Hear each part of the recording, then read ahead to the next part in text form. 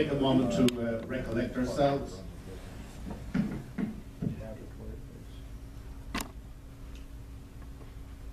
Lord God, we come before you this morning with a sense of gratitude for your many blessings.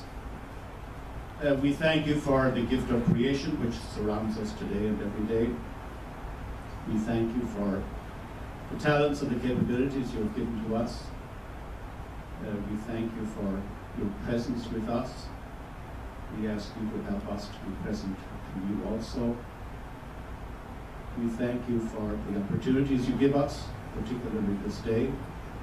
May we make the best of those opportunities in every way. We thank you for your presence with us, and we ask you to help us to be present to you. And we ask you also, Lord, to help us to be responsive to your will, and above all, to make your work here on earth our work also. Amen. Good morning and welcome to the Inaugural Live Oak Forum. My name is Burnett, and I'm the founder of this forum and today's Masters of Ceremonies. Since announcing this event earlier this year, I've frequently been asked, what is the purpose of the Live Oak Forum?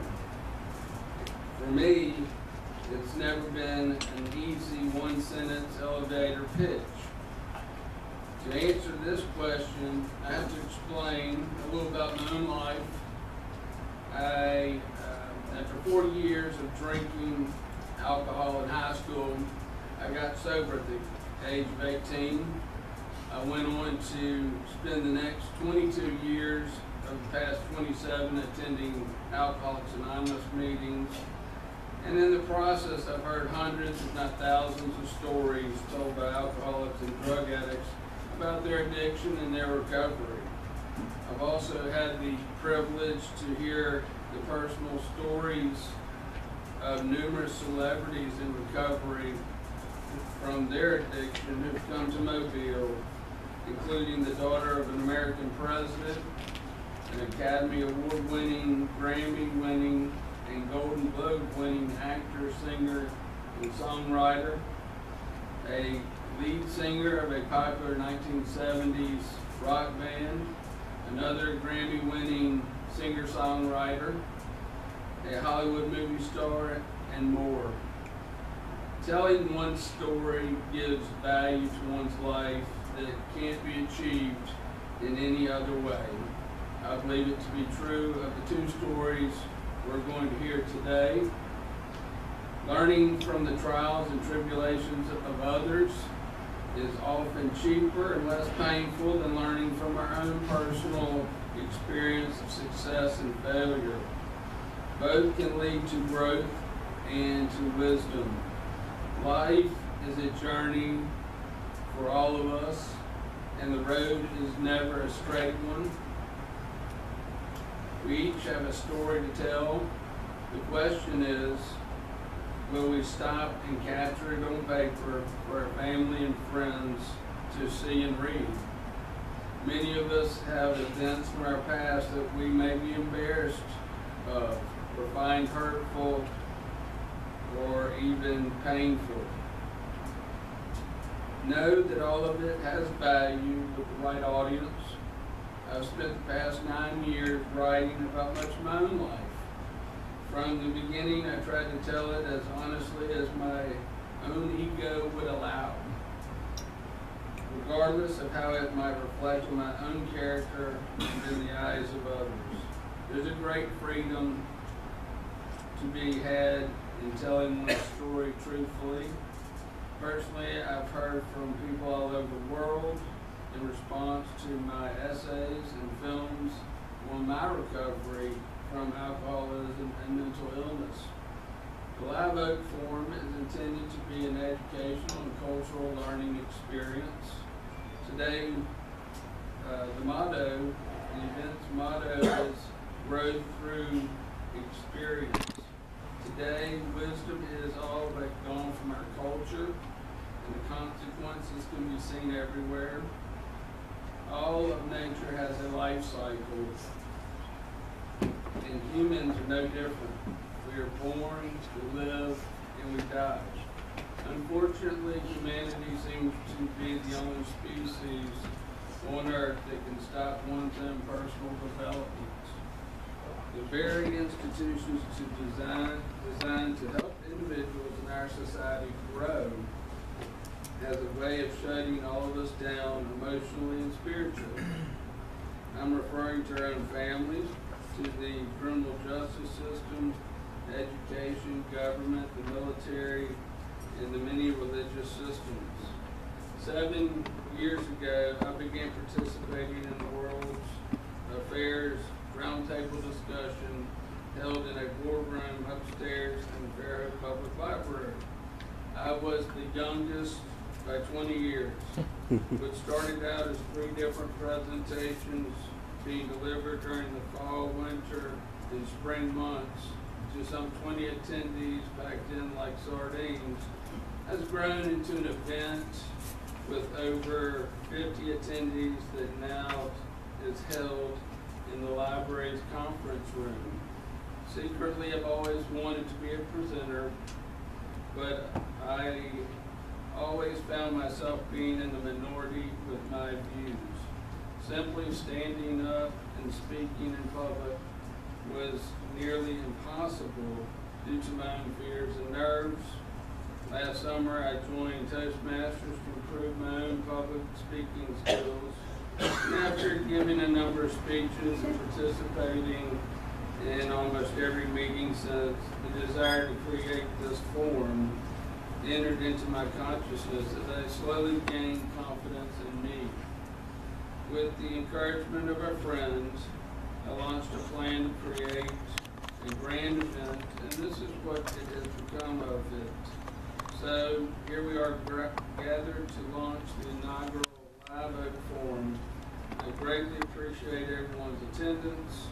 I want to say thank you to all my sponsors and to all those who have helped make the forum a reality. Hopefully many more will follow, and the Live Oak Forum will only get better with time. On your table, you will find comment cards and blue pens. If you would like more information about the future events put on by the Live Oak Forum, please provide us with your contact information, especially your email address. At the bottom of the card is an opportunity to ask a question or two of our speakers. Feel free during the presentations to write down your comments or questions as they come to you, and we will come around to collect those cards before the panel discussion begins. You have an opportunity to impact our next event. On the last line, we want to know who would you like to see come speak at this forum, what issue or subject that you would like to hear discussed. This could be someone from our area or from out of town.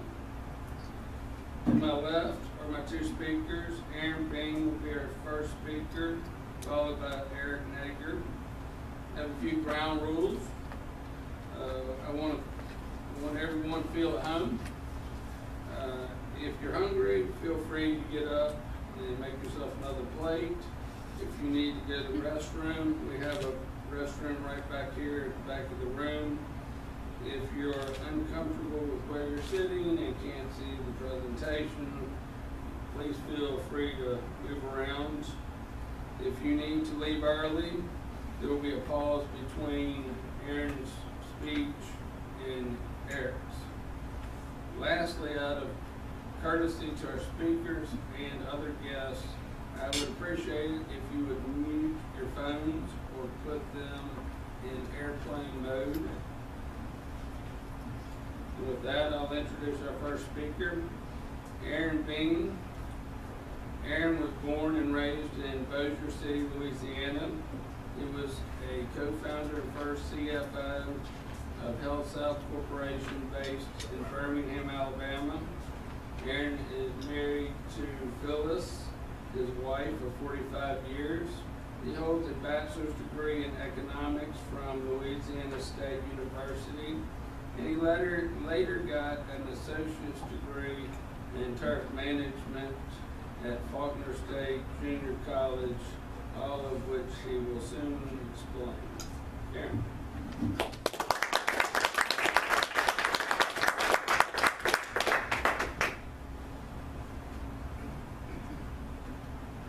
Thank you, Ted. I first met Ted at Toastmasters, and after meeting him and having coffee with him at Starbucks a few times, he told me about his plan to have this forum. And I thought, man, is he undertaking a big project? It's not easy to put on something like this, to be the founder, the promoter, and everything. But I've always wanted to talk at a TED Talk, so when he asked me to do it, I was very excited. And I wish him the very best, and I hope that this will just be the first of many local Ted Burnett talks. It was March 19th of 2003. I was living in Fairhope, Alabama, very near to the old Lulu's on the Fish River. And it was about time for the evening news to come on, and I turned on my television set, NBC out of Mobile, and the announcer came on and said, "We open tonight's news with a breaking story out of Birmingham, Alabama. Massive accounting fraud uncovered at HealthSouth. It's estimated that there's almost $3 billion worth of bogus numbers on their books." At that moment, I knew probably in the not too distant future, I would be in prison. How did it all begin? I first met Richard Scrushy in the summer of 1980. I was living in Houston, Texas, and I recently passed the CPA exam. I actually majored in economics when I was in college, but after being out of school for more than 10 years, I had taken enough accounting that I qualified to sit for the exam, and I passed it. And I wanted to go to work for a big company. I'd always worked for rather small companies. I had never worked for or with another CPA. So I answered an ad in the Houston Chronicle for a controller position at LifeMark Corporation. LifeMark was a for-profit New York Stock Exchange hospital company. And I went in for the interview, and it was with Richard Scrushy. And I knew immediately that I'd met somebody very different. All during the job interview, my head was just spinning. I was just mesmerized by the guy. By the end of the interview, I was totally convinced that that was the very best job I could have in Houston, Texas. But as I was driving home, I kept thinking about the guy, and by the time I got home, I told my wife, and what I told her has since been quoted in the New York Times and various other papers. I told her that I thought I'd met the most brilliant businessman I would ever meet, or maybe the biggest con artist I would ever meet. Richard offered me the job. I reported to work, and I'd been at my desk for about 5 minutes. I just walked in the front door. And Richard came into my office and he said, "Aaron, I'm presenting a contract to my boss. It's a contract I think we should sign. I'd like for you to sit in on my presentation." I said, "Sure, Richard." We went into his boss's office. He introduced me and he said, "Aaron and I worked on this contract for hours last night." I hadn't worked on anything. Today, after everything that's happened, I realize that in all probability, he told that lie to size me up.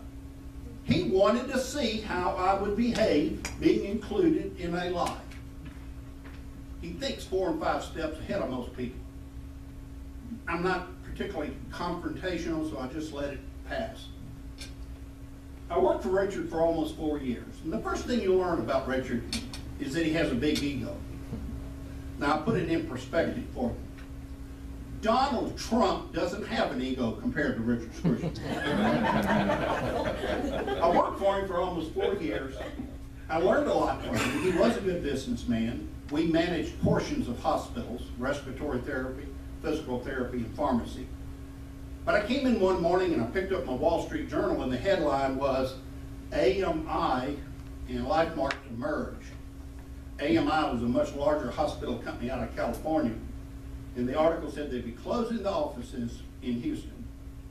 I thought, I'm going to be without a job. Or maybe I'm going to have to move to California, which I wasn't excited about. But what happens many times when large companies like this merge, and that we're both New York Stock Exchange companies, venture capitalists will come around to see if someone has an idea for a startup company. Citicorp Venture Capital contacted Bill Mackey and asked if there was such a person. And Mr. Mackey said, Richard Scrishy is your man. He's absolutely brilliant. We made him a full vice president when he was only 26 years old. And he's been talking to us about doing more things outside of the hospital. Back in the early 1980s, most healthcare was delivered through the acute care hospital. But even back then, the cost of healthcare was front page news, and people were trying to come up with ways to lower healthcare costs. Richard's concept was that there's too many people in the hospital that don't need to be there. For example, if you're in an automobile accident and after your acute care stay you need physical therapy, back then your physician would probably keep you in the hospital a few more days, and you would certainly begin your physical therapy in the hospital. Richard said, send those kinds of patients home. Let them receive their therapy on an outpatient basis, outside of the hospital. He convinced Citicorp to put $1 million into a startup company to open a chain of outpatient rehab centers. Now, Richard needed a management team. He wanted me to be a CFO, and I was kind of ready to get away from Richard. I'd learned they told lots of white lies. His ego was oppressive. But if he's anything, he's a good salesman. He said, Aaron, put in $5,000. You'll get 100,000 shares in the new company. That's a nickel a share. He said, Citicorp is paying $1 a share for their 1 million shares. So your 5,000 is already worth 100,000 based on what they're paying. I knew Richard could build a big company. I had no doubt about that. And I liked the concept. I thought a company that would lower healthcare costs made sense.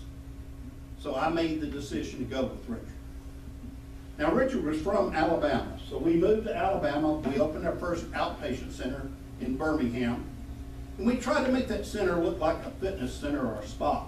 We did not want the patient to feel like they were going back into a building full of sick people. We charged less than the acute care hospitals did for the same procedure, and it worked. Our first center broke even sooner than we thought it would. It made more money than we thought it would. And I knew early on that I was probably on the ground floor of something pretty exciting.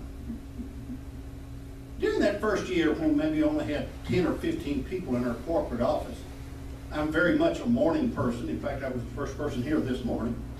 And I was always the first person in the office. But I came in one morning, and Richard had gotten in before me. And he had drawn this stick figure image of people pulling a wagon. And when everybody got there, he gave us a motivational speech. He said, these two guys out front are doing a good job of pulling the wagon, but some of you are riding in a wagon. This guy's pulling the wagon backwards. This guy's just kind of fat and stupid on the sidelines, not doing anything. And he didn't name anybody by name, but it became a company motto. And he left that flip chart up in the corporate office in our lobby. And as the years went by, he had the exact drawing framed, and it hung in the lobby of every HealthSouth facility next to a picture of himself. At the end of the year, if you're an outstanding employee, you got 100 shares of stock, and you got a little red wagon. It's called the Pulling the Wagon Award. I wrote a book about HealthSouth in '09, and when I was trying to come up with a title, my wife, who is so smart, said just call it HealthSouth, a Wagon to Disaster. As we started opening these outpatient centers, we noticed that there was a need for rehabilitation hospitals, specialty hospitals in the country. Within a few years, outpatient surgery appeared to be a business. Years ago, a physician would not dare cut on you unless you were inside of an acute care hospital. Today, a staggering 60% of all surgeries are done outpatient. The doctor cuts on you that day, and you go home that day. So as we grew HealthSouth, we had three main businesses: outpatient rehab centers, rehab hospitals, and outpatient surgery. Within 2 years, we were talking to investment bankers about going public.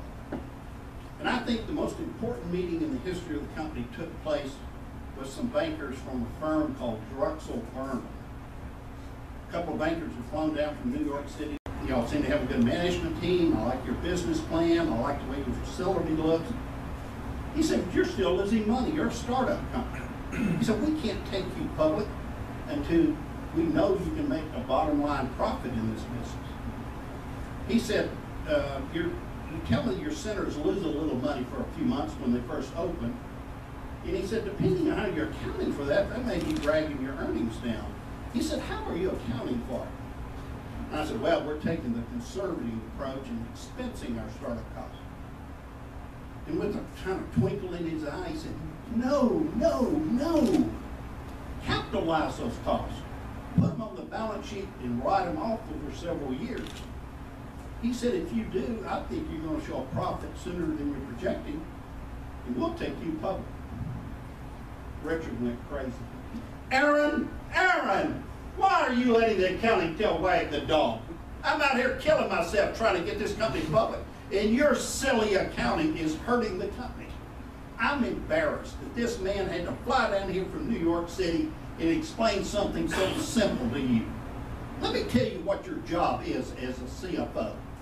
It's to make the bottom line always look as good as you can, and don't you ever forget that. That's Richard's management style. He didn't mind beating you up in front of people. I redid our numbers. I ran it by our auditors. They said it was okay, but they warned me. They said this can be abused, and don't abuse it.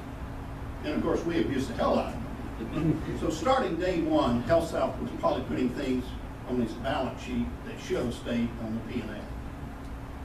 But within about 6 months after making that accounting change, we were showing a profit, and we registered to go public.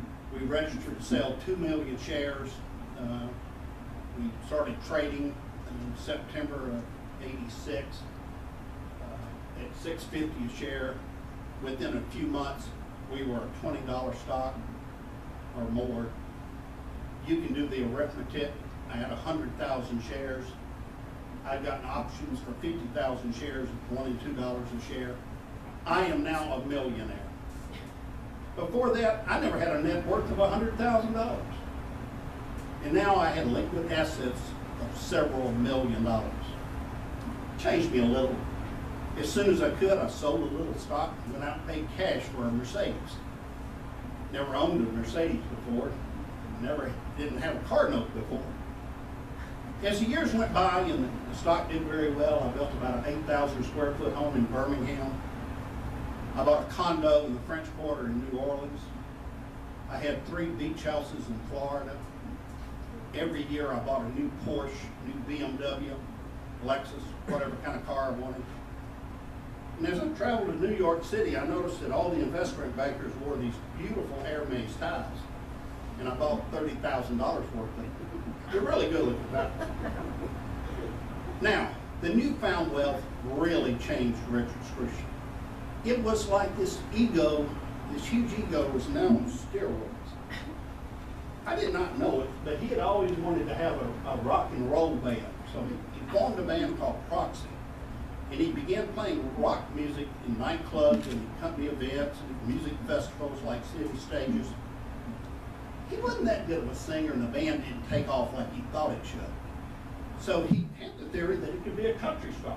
So he went to Nashville, he bought himself a black cowboy hat. He hired people from Sawyer Brown and the Oak Ridge Boys to back him. He produced an album, and he wrote a song called Hump If You Love to Honky Tonk.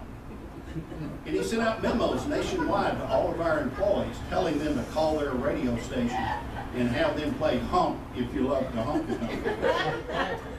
But he also started always carrying a gun in his briefcase. And as the years went by, he had bodyguards that followed him everywhere. If he went into Walmart at 9 o'clock at night, there'd be a couple of goons talking into their sleeves. But in spite of these things, he was a darling of Wall Street. 6 other companies went public doing essentially the same thing we did. Wall Street gave Richard Scrishy credit not for taking one company public, but creating an entire new niche for investors to invest in. People wanted Richard Scrishy on their board of directors. Eventually, he was appointed to the Board of Trustees of the University of Alabama in Tuscaloosa.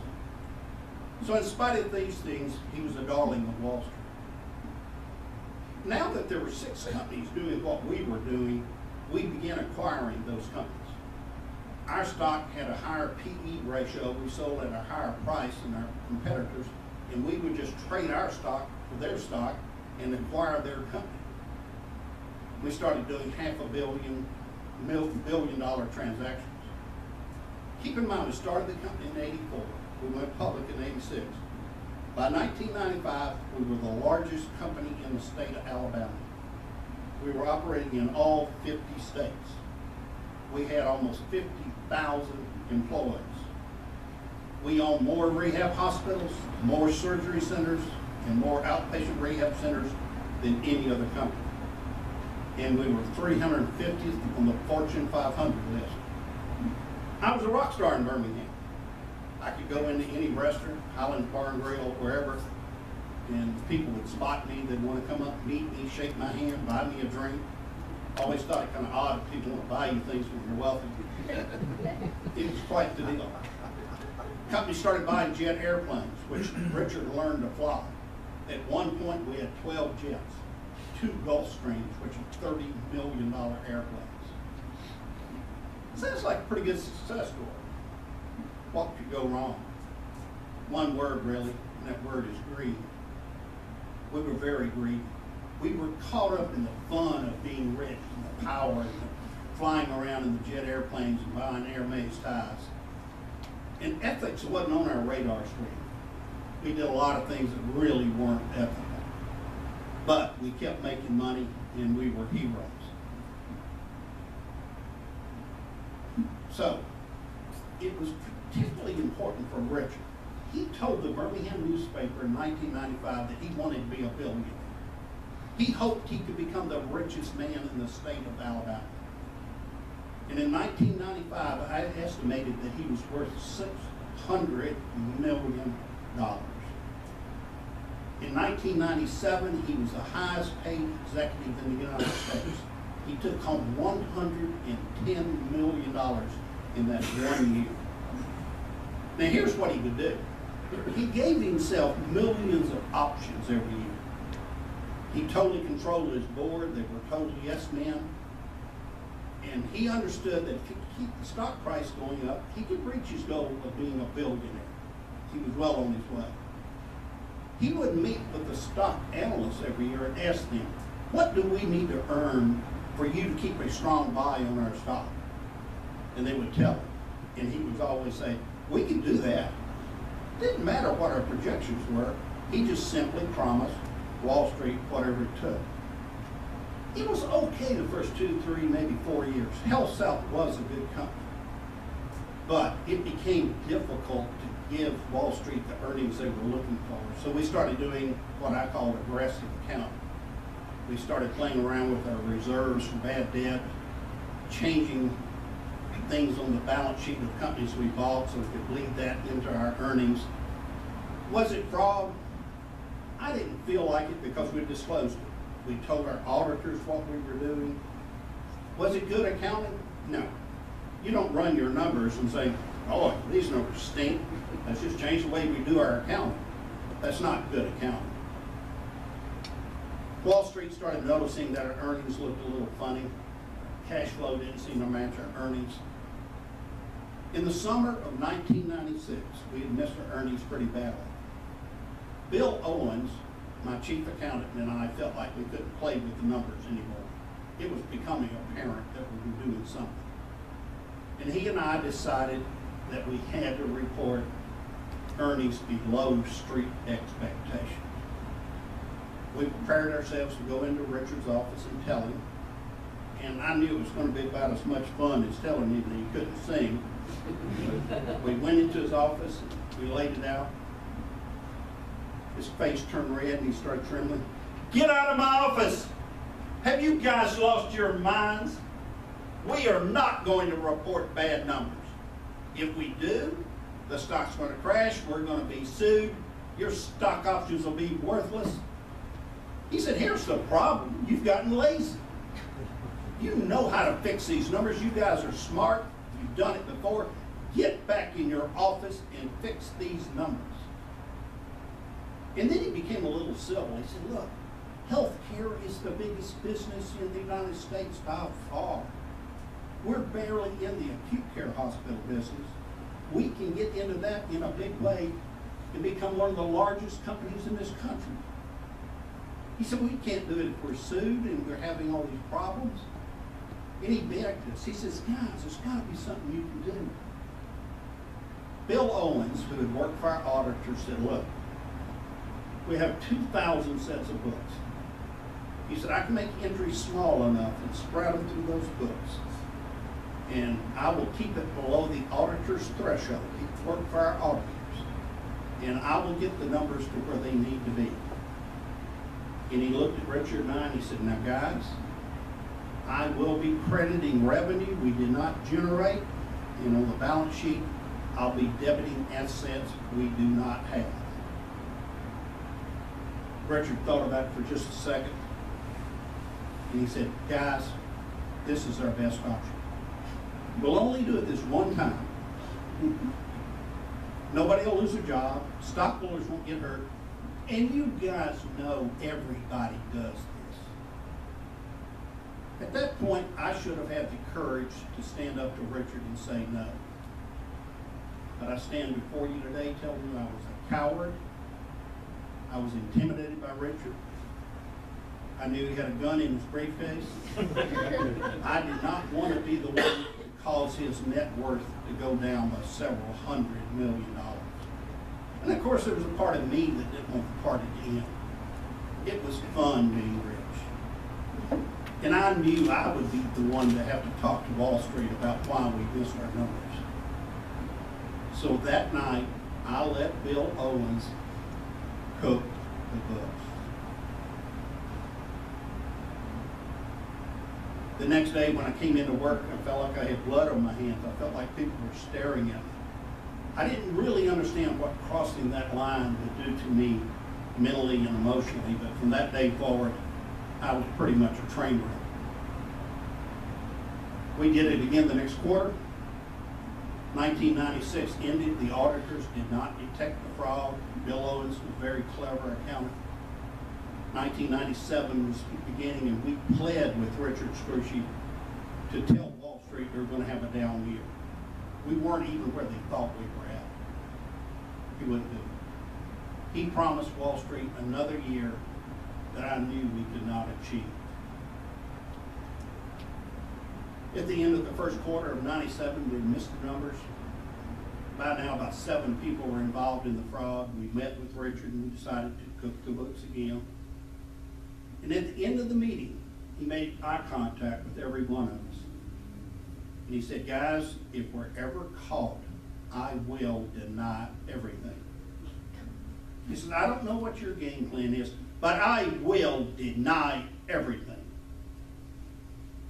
By now, I was probably on the way to becoming an alcoholic.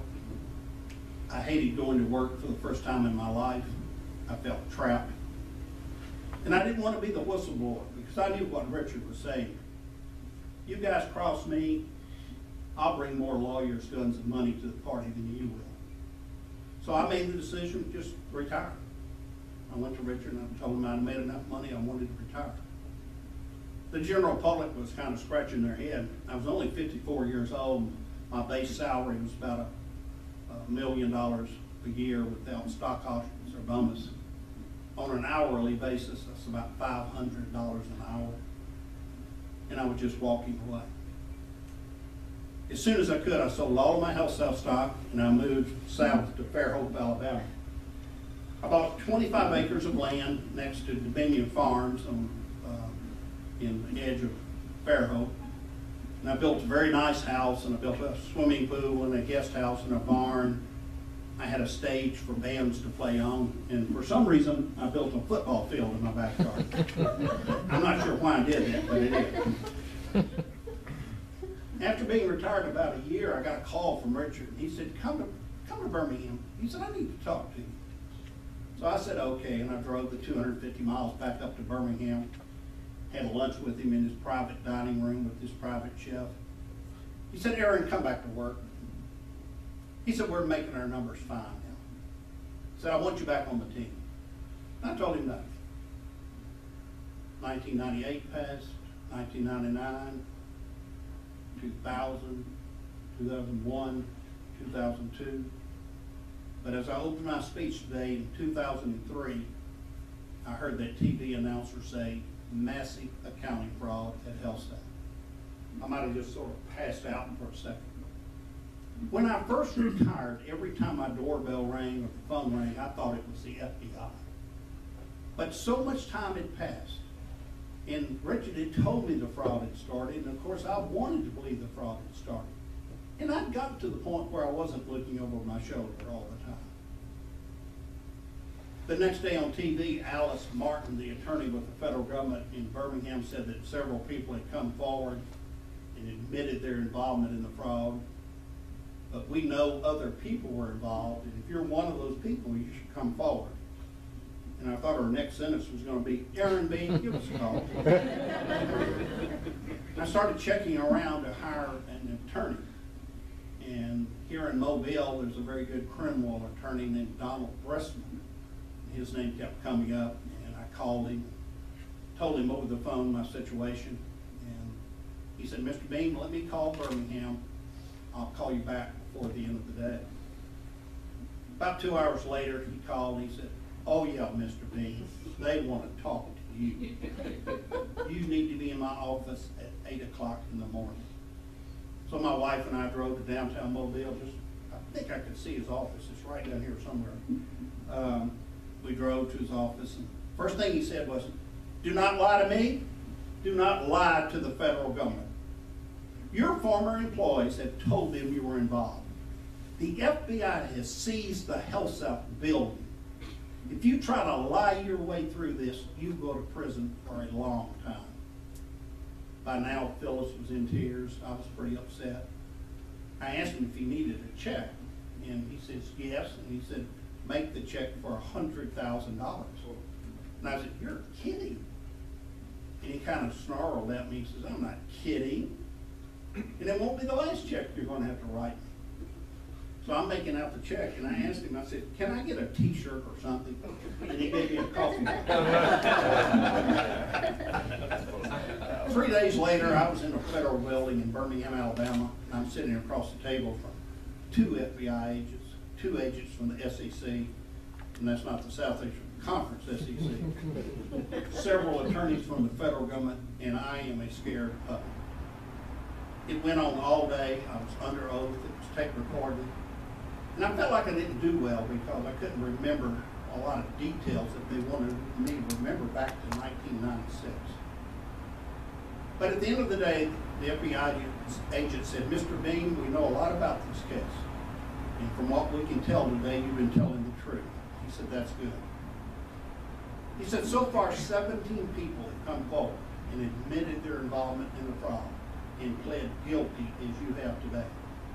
Only one key person denies knowing anything about it, Richard Scrushy. And he said, we will have to take Mr. Scrushy to trial, and we'll want you to be a witness. Now, I didn't have to go to trial. I pled guilty. I was just waiting to be sentenced to go to prison. But the trial didn't begin until 2005, almost 2 years later. So Phyllis and I had 2 very dark years. I knew I could go to prison 5, 10, maybe 15 years. And since HealthSouth stock had gone down to 8 cents, stockholders lost billions, not millions, but billions of dollars. Donald Bressman told me, he said, look, they're going to take restitution against you. They're going to look at your personal balance sheet, and they're going to take nearly all of it. He said, they won't put you in a box underneath the freeway. But he said, you're not going to own a 25-acre estate with a football field, and you won't be driving your $70,000 BMW that you drive today. He says, you need to be prepared to deal with that. Now, during this 2-year period, Richard did some interesting things. First thing he did was he left the church that he'd been attending. He joined an inner city church, and he gave that church $1 million.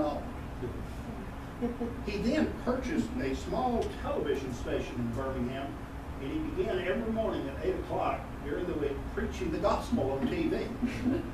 And he would have other ministers come in and preach with him. He spent $20 million at a jury selection firm to handpick the jury. He had a publicist. And all during the trial, he never entered the courtroom that he didn't have a Bible in his hand. And he was sitting next to his family and minister friends, and they all had Bibles. About once a week at the end of the day, they would hold church services on the courtyard steps. I thought it was kind of silly. He was trying to taint the jury pool, and I felt sure that it wouldn't work. Now, the government wanted me to be the first witness. There were 4 CFOs after I left, but they felt like I was very professor-like. I guess it's the beard. And they wanted me to explain to the jury all of the financial terms that they had to understand, because this was a financial trial. So the attorney put me on the stand, and I'm explaining to the jurors street expectations, earnings per share, income statements, and they're bored to death. They're falling asleep the first day of the trial. That night on television, Richard's lead attorney, a fellow from Dothan, Alabama, said, we're going to make it fun for these people. We're not going to bore these people with stuff they can't understand. We're going to make it fun. He said, it's going to be fun to follow this trial. He said, you watch. Next day, he got me on the stand, almost immediately got my face. He said, Mr. Bean, you've had an extramarital affair, haven't you? I said, yes. I was under oath and I was not going to lie. The next day, my wife wanted to come in the courtroom holding a sign saying she loved me. We recently will celebrate our 46th wedding anniversary this June. And I've since learned that he's been married 4 times. But I digress. He then got in my face and said, Mr. Bean, when you went to New York City and you met with investors, you lied. Mr. Bean, when you presented the numbers to stockholders and auditors, you lied. You are a cheat. You are a liar. You lie so much you don't know when you're telling the truth. I looked over the jurors in their eyes for this big. They were being entertained. They were having fun. It was entertaining to hear this lawyer scream at me and call me a liar. The trial lasted 6 months. The jury deliberated 6 weeks. Not guilty. All charges. The legal community could hardly believe it. The federal government seldom loses a case like this. Enron, WorldCom, Tyco, Martha Stewart, they all went to prison, but not Richard Scrushy. 2 days after the trial, he held a news conference to announce that he'd be flying to Houston, Texas to advise Ken Lay on how to conduct the Enron trial. The Birmingham newspaper interviewed some of the jurors and asked them, how the 17 people under oath, all testifying that Mr. Scrushy was at the center of the trial, how did you find him not guilty? And some of the jurors said, those CFOs seem like liars, and Mr. Scrushy seemed like a nice Christian man. I cried when I read that. Within a few weeks, I was sentenced to prison, and I got only 3 months. And I'm not sure why I got such a light sentence, but I'm human. I didn't volunteer to go to prison any longer than I had to. I have some fairly interesting prison stories, but they're really not that germane to what I'm trying to talk about today, so maybe afterwards we can talk about what it's like at Maxwell Air Force Base in Montgomery Prison. I got out of prison. I am a felon. I am a felon today. I will be known as a felon the rest of my life. My legacy is not that I started one of the most successful companies in the history of Alabama. I am the guy that cooked the books. As my attorney warned me, the government had taken nearly everything I had. I had to auction off my home in Fairhope, and I needed a job. Well, the job market for felons is not real good. I could not get a job. So I did what I had done when I was 15 years old. I earned my first dollar mowing lawns. And here I am, 64 years old, and I'm mowing lawns. And I did it for almost 3 years. But my wife, who is so smart, kept encouraging me to call LSU and see if I could go talk to their business students about what had happened to her. She thought it'd be cathartic for me. I finally got up the courage and I called the dean of the business school, and I'd given LSU a lot of money over the years. And he said, yeah, come talk to our MBA students. I did, and I didn't realize what I was getting myself into. I became very emotional. I broke down and cried several times. I didn't think I could finish my speech. I did go back home feeling a little better about myself. But I didn't think about doing it anymore because Enron, WorldCom, HealthSouth had all faded from the news. But about this time, something happened. Something called the subprime debacle. We learned that millions of cheater loans were made. People were taught how to lie on loan applications so they could buy homes that they couldn't afford. We were in a real estate bubble. It didn't seem to be a problem. The federal government, many people were encouraging that every American ought to be able to own a home. Mortgage companies and banks started lowering their lending standards, and they created these toxic loans that Wall Street packaged and sold as good investments, while their hedge funds were shorting the same securities. And y'all lived through it. One day the real estate bubble burst, and all of a sudden people were upside down on their mortgages. Condos on the beach down here that were selling for $800,000, $900,000 couldn't be given away for $500,000. And we were in the Great Recession. And I got to asking myself, how could this happen? It happened just like HealthSouth. As long as you were making money, you were heroes. When the bubble burst, it was a different story. So I started contacting other universities to see if I could talk to them, and I discovered that because of Enron and the subprime debacle, universities were scrambling to teach ethics. Now, here's the problem, and here's the heart of my story now. The problem with unethical business behavior is that it shakes the confidence of the public in our financial institutions and in our business system. This is the cover of Time magazine in 2010. Why Main Street hates Wall Street. Enron was voted by Fortune magazine as the best company in the United States. No company was better than Enron. And it just crumbled to the ground because of the fraud on their books. And the investing public and the general public says, what am I to do if everything's crooked? So it's a big problem, a really big problem. I wrote a second book called Ethics Playbook, and in this book I try to explain particularly how big frauds happen. Enron, WorldCom, Tyco. How can these frauds go on for years and years and years and how can it happen? When you look at it, there's usually a person in the center that's the leader of the fraud.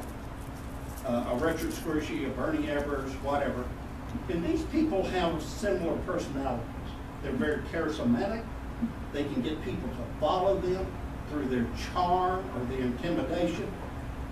But they have one thing in common for sure. They measure success by how much money they can accumulate. That's it. Ethics doesn't make their radar screen. It's how much money can I make? And it's truly greed-driven.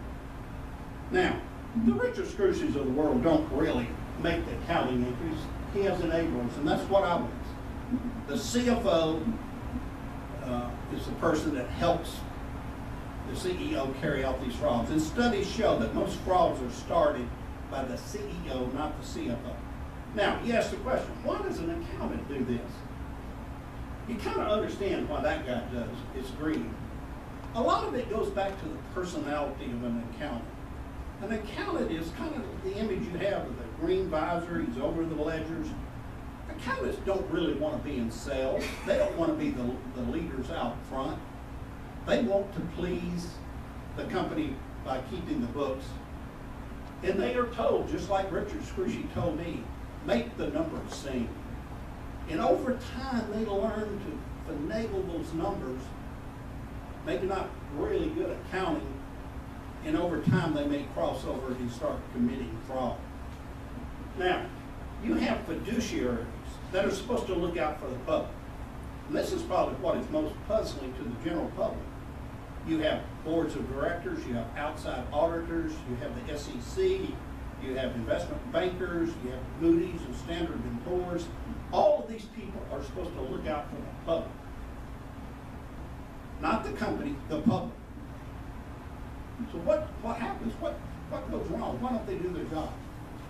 I'm going to oversimplify it, and there's many aspects of this. But the one thing that's common is the big elephant in the room that nobody wants to admit. Who pays these people? Who compensates these producers? It's the company. They are paid by the company. And over time, you become loyal to the person that hands you your paycheck. Boards of directors sometimes are just good old boy clubs. I was on the board of several companies, and back in the 80s, the boards were generally handpicked by the guy in the center. They go to his country club, they go to his church, and they're his buddies.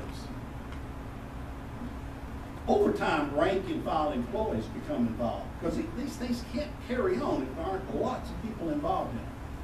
When I left HealthSouth, there was only about 10 people involved in the fraud. But I've been told that by 2003, hundreds of people at HealthSouth knew about or were participating in the fraud. Now, the simple reasons that employees do it is that they don't want to lose their job. Also, they're probably very proud that they work for Enron or HealthSouth. Fortune magazine's Enron's best company.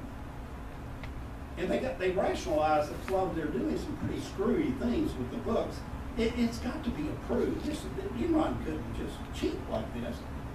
And they rationalize their behavior. Suppliers and vendors sometimes discover the fraud.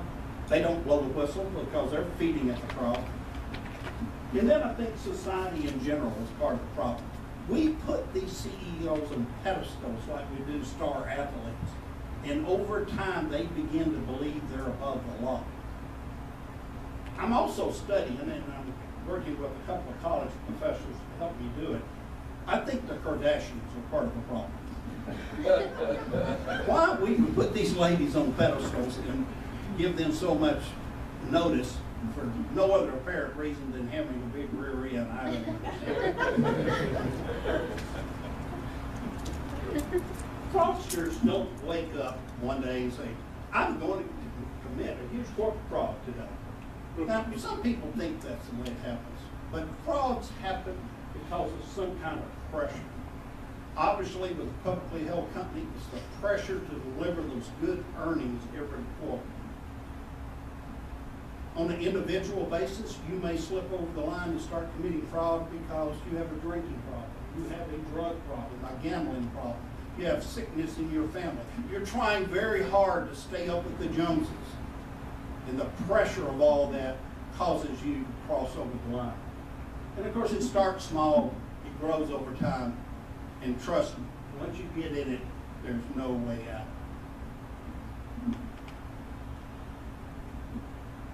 Why do people do these things? Why do people get into these traps? Most people want to think of themselves as good people. If I went around this room today and asked you, do you think you're a good person? You're going to say, yeah, I really think I am a pretty good person. But the truth of the matter is, we all know this, we have what we call a fudge factor.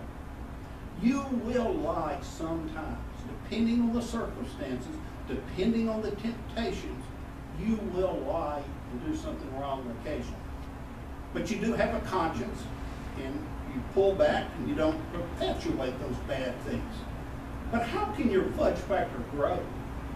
It depends on the company you're working for, the type of culture in that company, the types of temptations before you. We are human beings, and we are subject to temptations. And the culture is very important. We see all the time that young kids get into trouble because they start hanging out with the wrong gang. That's how your fudge factor grows. And you have to watch that. You have to be aware of what kind of company you're working for. We're becoming a cashless society, and that kind of helps. Years ago, they asked a bank robber why he robbed banks. And he said, because that's where the money is. Today, crimes can be carried out without ever touching cash. And experts say this is another reason these things happen. Because when you don't touch cash directly, you don't feel it's much like you're committing a crime. If you work in an office, you wouldn't steal $5 from petty cash. You feel like a thief. But you might take some copying paper home to make some copies personally, and you rationalize that the company made it available, that sort of thing. When you study accounting in college, and I talk to college students about this, you are taught to produce a pristine set of financial statements that people can read and feel comfortable that that's the true financial picture of the company. But I tell students their biggest challenge when they get out of college is that many CEOs and people do not want a pristine set of books. They want you to make the numbers sing. So there's constant pressure on you to not do what you were taught in college, but to do something else, to cheat a little bit.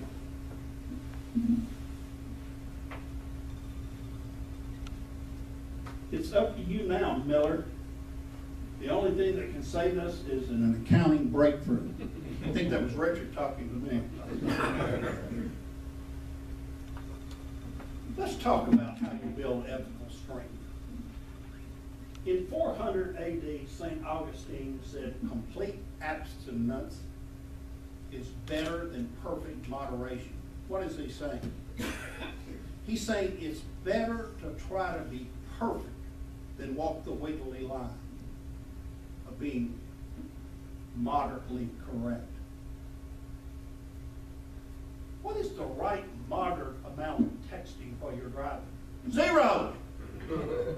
The right moderate amount of cheating on your taxes? 0. The right moderate amount of padding an insurance claim or cooking your company's books is 0. To be ethically strong, you have to think every day to be ethically perfect. Because once you set the bar lower than perfect, you're already on the slippery slope. As soon as you rationalize that a little bit of cheating is okay, you're in trouble. You have to work at it too. And you have to have courage. I didn't have the courage to be ethical like I should have been. It takes courage. And you have to work at it. If you decide you're going to play golf and you go take some lessons, you have a few lessons, and then you say you're a golfer. No. You've got to hit the golf ball thousands of times before you become any good. If you practice being unethical, you'll get good at it. But if you practice being very ethical, you will become very strong at it. I'll end with a story that I think will help drive home the point. In 2009, a pilot landed a plane on the Hudson River in New York City. He had taken off from LaGuardia Airport and birds flew into his engine. He lost all of his engines. And he knew he had to get that plane on the ground and fast. He thought about going to Teterboro Airport or back to LaGuardia, and he realized he didn't have time. And he landed that plane with 150 passengers on it on the Hudson River, and nobody even got hurt. I think that's more spectacular than going to the moon or winning the Super Bowl. And when they asked him, how could you do it? He said, because I trained all of my life for that event. I studied every airplane crash, every water landing, every emergency procedure. And I knew what to do, and I was calm, and I was able to do it. I tell college students in business, birds will fly into your engine one day. You will be asked to commit fraud and do unethical things. And if you haven't thought about that situation, if you haven't trained yourself to know what to do, you may wind up in prison like Aaron Bean. One final slide. In 1806, Webster's published his first dictionary, and he defined success as being generous, prosperous, healthy, and kind. Today, that definition, if you read it in Webster's, is the attainment of wealth, fame, and rank.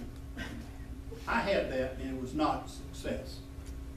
We need to go back to the 1806 definition of success and realize that success It's not just the accumulation of wealth.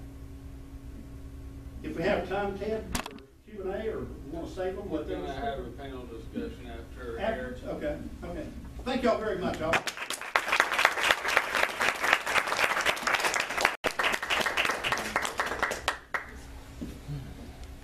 If you have any questions for Aaron, now's an opportunity to take one of those comment cards and write your question down, as well as if you have somebody who'd like to come speak here or discuss an issue here.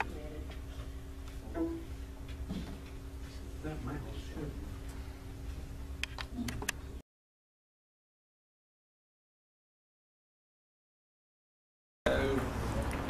And has had a lot of success with, and I'm eager to hear this talk. He's married to his wife Sandy, and they have 2 children. Eric holds an MBA from the University of South Alabama and a master's degree in history from Harvard University. So that you make my event look impressive. Thank you. Come on up.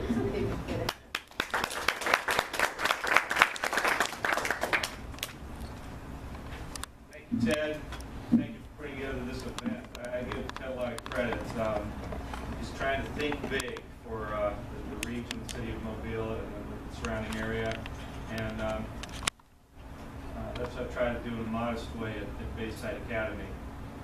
Before we get started, I want to play a little word association game with you. And the only ground rules are, it has to be positive, okay? There has to be a positive association. So in other words, I'm going to name a state, and you tell me the first thing that pops into your head. And again, it has to be positive. So if I say California, I don't want you to say earthquakes, you know. Or if I say New York, you can't say the Yankees, you know, things like that. It has to be positive association. So if I say Florida, what do you think about? Sunshine. Disney, I heard sunshine. Okay, beaches, right? If I say Texas, what do you think about? Money. Cattle, oil. What's that? Big hair. Air, okay. Well, whatever. Air. There could be, yeah, fresh air out there. There's a lot of positives. If I say Louisiana. Food. Yeah, New Orleans. Oh, okay. LSU. All right, and so if I say Alabama, what do you think? Roll Tide. War Eagle. Or War Eagle. All right, I'll let that count as positive, I guess, today. All right. In other words, college football, things like that. I've never had a word association game when I say Alabama. No one says chess, okay? For some reason, no one says chess. So we're going to see what we can do about that today. My goals for the talk today, there are 3 things. Basically, I'm going to share with you the Bayside story. I don't think it's a very well-known story, and I think it's a story that needs to be told. And secondly, in keeping with the growth through experience theme here, I'm going to talk about some obstacles that were overcome and some lessons learned. And I'm going to conclude with the implications of this, because I talk about building a successful team. You know, this is not just the story of a chess team. We're all part of various teams. If we are part of our family is a team. Where we work is a team. Our church can be a team. Whether we're an athletic team, that's a team. So I think that the ramifications of this go far beyond just what we achieved. And I also believe that chess itself can help to address some of the academic ills facing our country. But we'll go ahead and start the story here now. Get this thing. All right, just to tell you a little bit about Bayside Academy. We have some Bayside folks in the audience today. Thanks for coming. Go Admirals.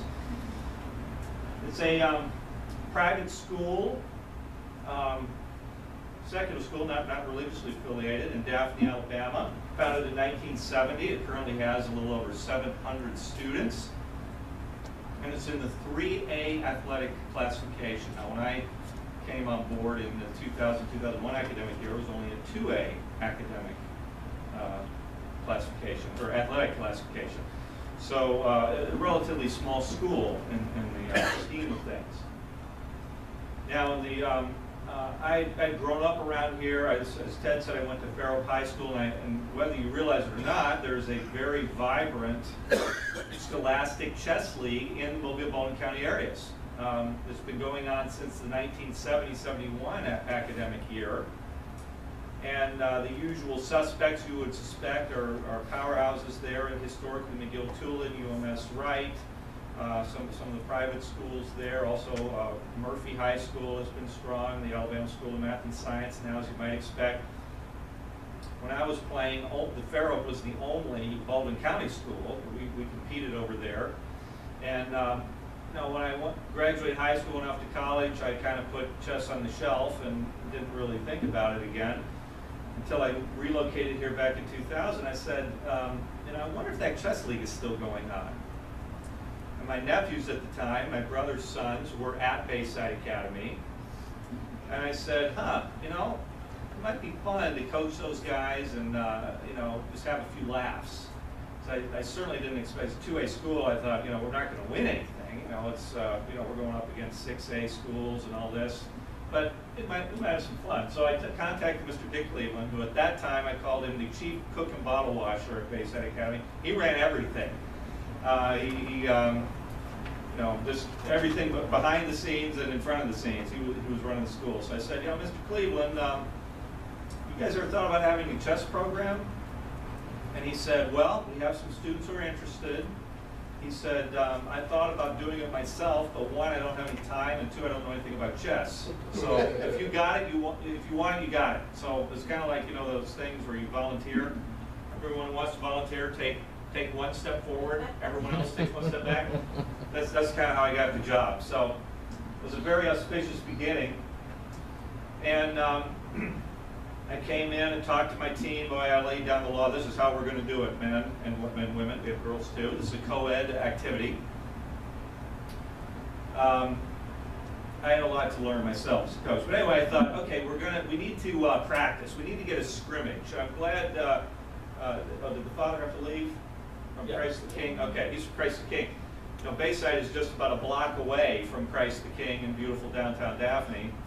And Christ the King was in the league because I realized in 2000, it's not just Fair Oak anymore. Most of Baldwin County has a team in this league, and it's really about 50-50 now. So there were teams, and not just high schools. In my day, it was just high schools. Now there are junior highs, elementary schools, all competing. So, you know, Daphne has a team, Christ the King, at that time, Foley, Robertsville, you know, all over the county. So I got in touch with the coach at Christ the King. This is about the week before our first match. I said, hey, do you mind if I come up there with some of my guys and play you in like a practice match? He said, sure, come on up. And I thought, okay, this will be a good little measuring stick for us because you know, they're a junior high team. I'm bringing up some high school kids. We should be able to, you know, do pretty well against them, you know, younger kids, and then we'll see where we stand. I brought up 5 players. Played across the board. The final score was Christ the King 4, Bayside 1. I thought, man, this is going to be a long year. It's going to be a long year. Now, little did I know, Christ the King was stocked with talent. These guys, most of them came to Bayside the next year, and that year, their 8th grade year, they won the Alabama State Championship for junior high. So Christ the King was loaded, much to my surprise. But anyway, so we go out the next week and we draw Daphne High School, our very first match. Daphne High, big 6A Daphne. And again, we were playing at that time 5-player teams, now we play with 4. Anyway, final score of the first round, the first match that counted, Bayside 4, Daphne 1. Thought, hey, how about that? We can beat up a big school here. And turns out after our very first year, right out of the box, we finished 2nd in our league, and we finished 2nd in the state. First year out of the box. So that kind of exceeded my expectations. Now I was a victim of low expectations, although I didn't realize it. Now, how many of you are familiar with the movie Hoosiers? Great movie, right? It's a true story of Indiana high school basketball, and specifically a team that was in, I believe, the 1950s. And in Indiana high school basketball, all schools that play in the state championship regardless of their size. So in other words, it would be like in Alabama taking the 1A, 2A, 3A, 4A, 5A, 6A, they put them all in one tournament, and obviously the big schools win almost all the time. But Hoosiers is the story of a little school that rose up and won the state championship. Well, in chess, it's kind of like Hoosiers every year, because we're up against these big schools. And in our second year, we won a double state championship, meaning we won it at the junior high and the high school level. So that's why there are 8 kids there, you see. Which one is the pointer here? Oops. Right at the ball. Oh yeah, that handsome gentleman right there in the middle is the coach. But anyway, there we were, we went up to Birmingham and we won a, like I said, the junior high and high school team each won the state championship, and I have the Super Bowl-like ring to prove it. Because I figured, you know, we have to celebrate our success here. Along the way, you've seen, you're familiar with Hoover High School, the big football powerhouse, and they're one of the biggest schools in the state. We beat them 4-0. They couldn't lay a glove on Bayside Academy on the chessboards. So anyway, that was a lot of fun. And I remember driving the bus back from Birmingham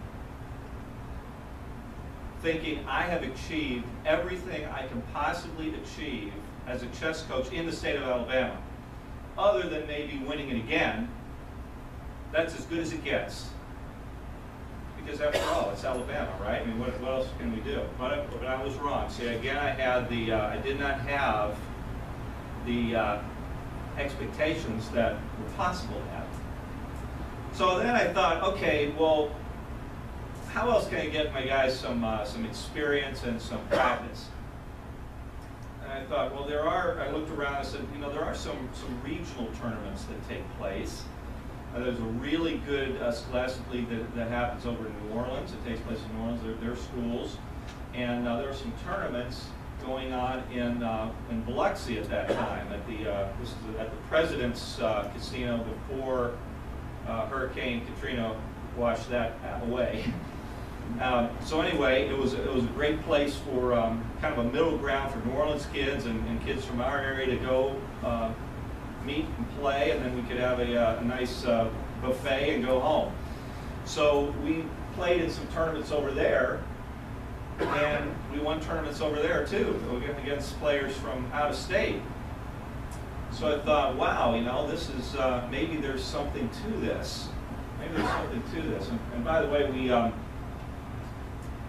won state championships again in our 4th year and our 5th year.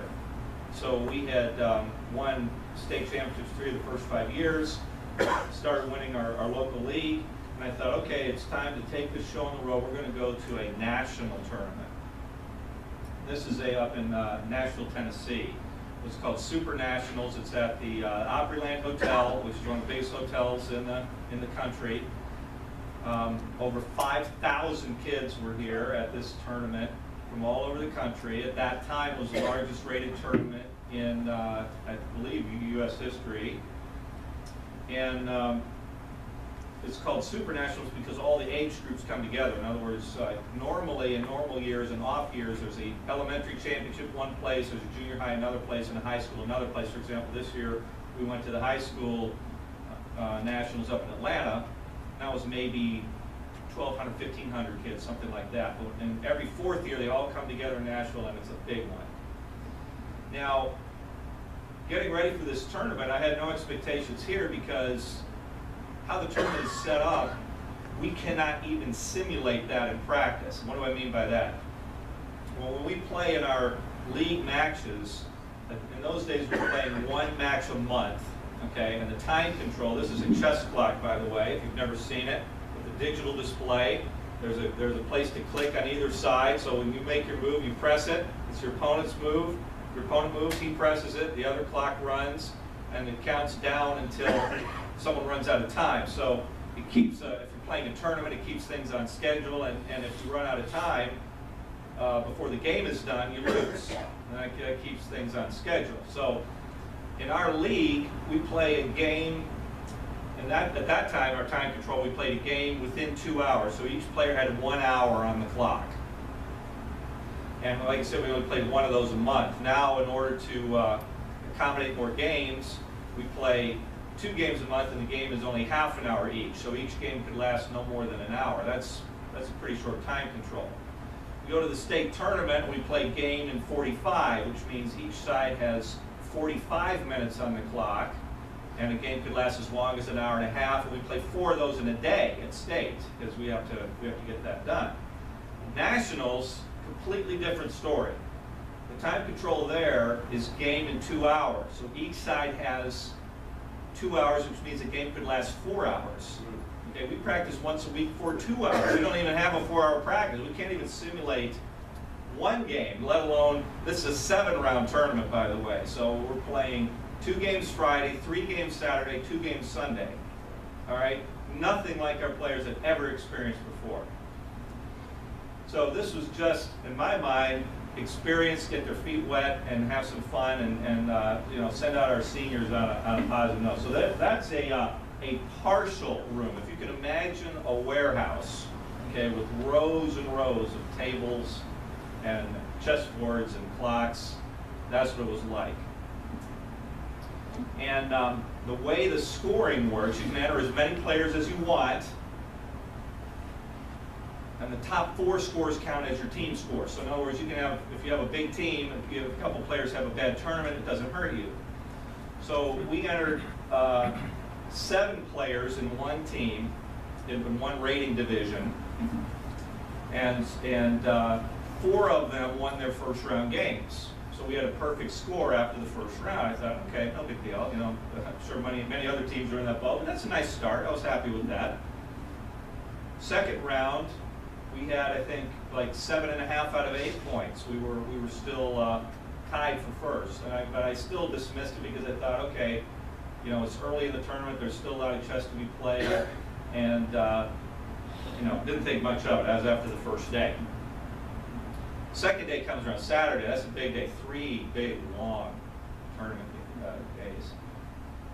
I started looking at the standings. Okay, after the 3rd round, we were in sole possession of first place.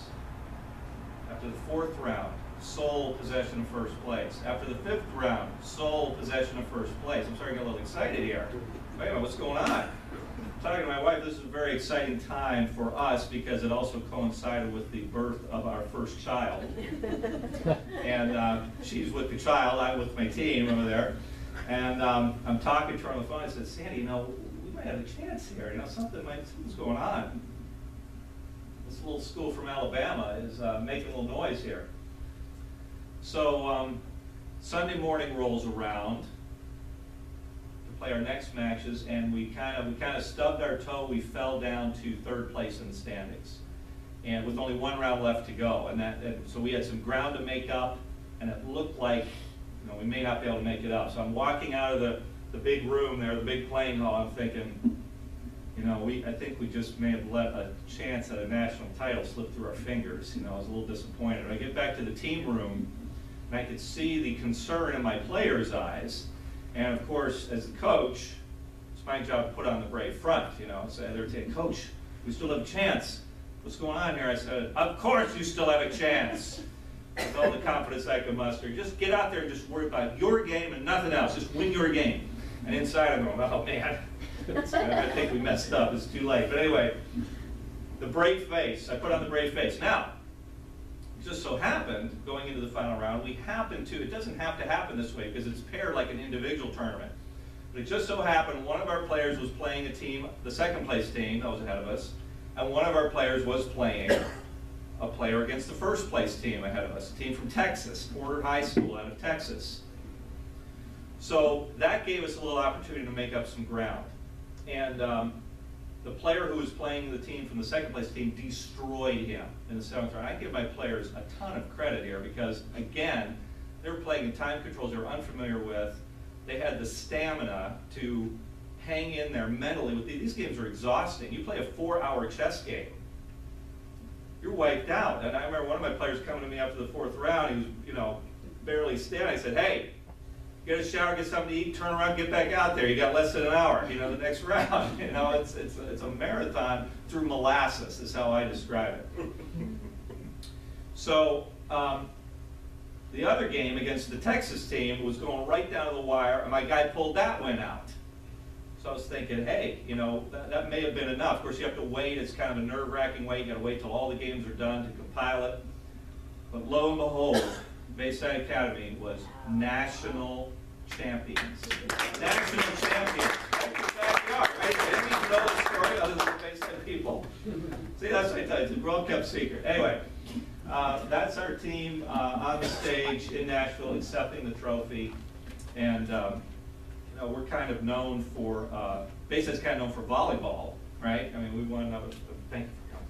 We've won, what, 12 straight state championships in volleyball, something like that. But again, as I pointed, that's 3A though. Okay, that's 2A to 3A. All right, just saying. It's an amazing. Now I've achieved everything we could possibly achieve as a chess coach. All right, was I right? Still thinking too small. Still thinking too small. By the way, as an aside to this, we did not go back to nationals for another 4 years. Okay, we went back in 2009 with Super Nationals again. All those players were gone. All right, no, none of those players. So we were starting all over again. Again, with new players who've never experienced this, a time control they've never played before. We can't simulate it in practice. I go there with a 4-player team. Okay, but it was one classification down from where we won the national championship, but still, I only had a 4-player team. They couldn't. No one could have a bad tournament. That means all the scores were the team score. We didn't have any wiggle room. And that team, maybe just as impressively, maybe even more impressively than this team, finished second by half a point. And in their last round, they won all 4 of their games. They went 4-0 in the final round and missed another national championship by half a point. So, to me, I'm just as proud of that team as I was of this team, because they really, really finished strong. We've been now, this is our 6th nationals we just came back from. We have about 6 top 10 finishes to include this, to include the national title.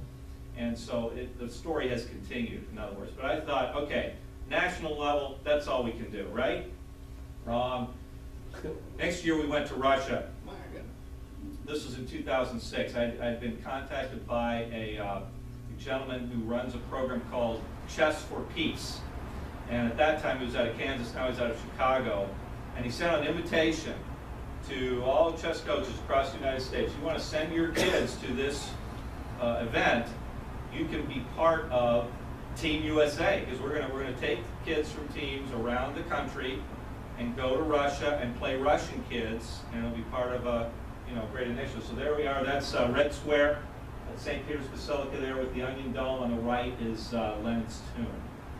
And I'm also an Army reservist. That's also part of my bio. So I kind of got in right at the end of the Cold War. So to me, it was kind of a thrill to be behind the Iron Curtain with all Mercedes going down the streets in Russia. And after the the Cold War was all over, that was just an aside. That was fun for me.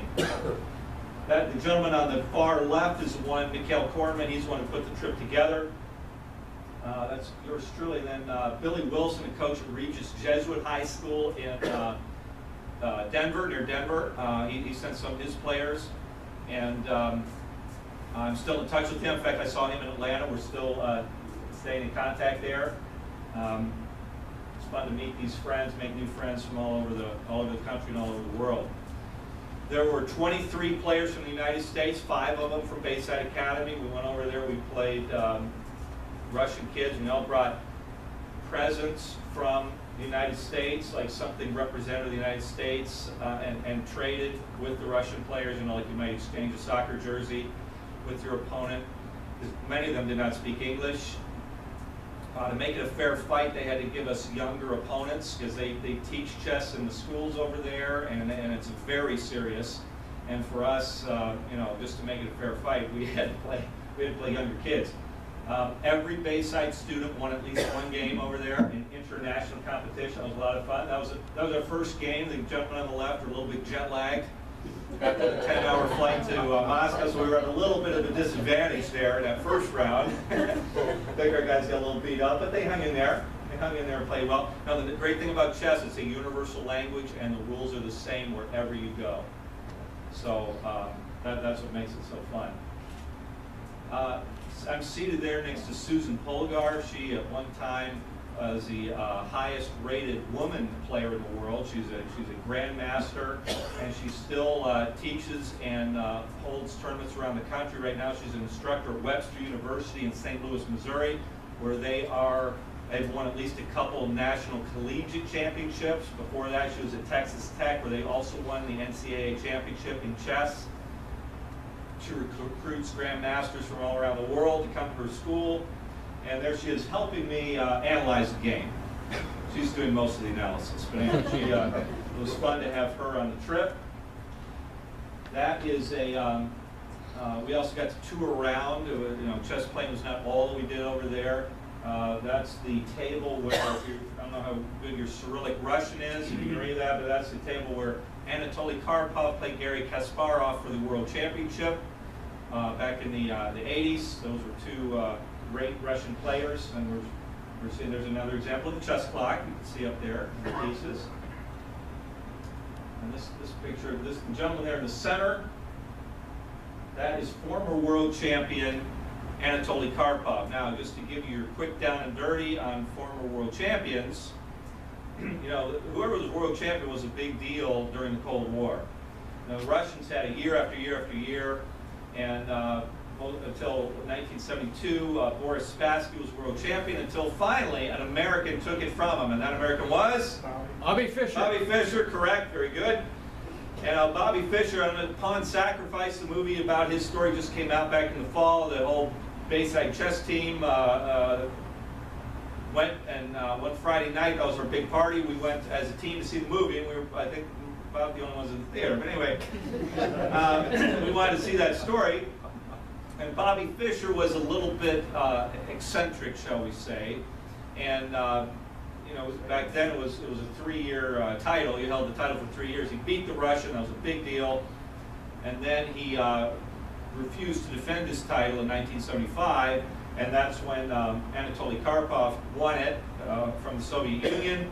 He had it for about 10 years until the mid-'80s when he played Garry Kasparov, and that was their table where they played, and so that's what goes. Now, Mr. Karpov tours around the world. He said at the time he was traveling about 300 days a year to promote chess, and his initiative was Chess for Peace, and that's what we were participating in. So it was a thrill for us to meet the world champ, and there are the Bayside ruffians with the world champion, and we all got to meet him there in Moscow.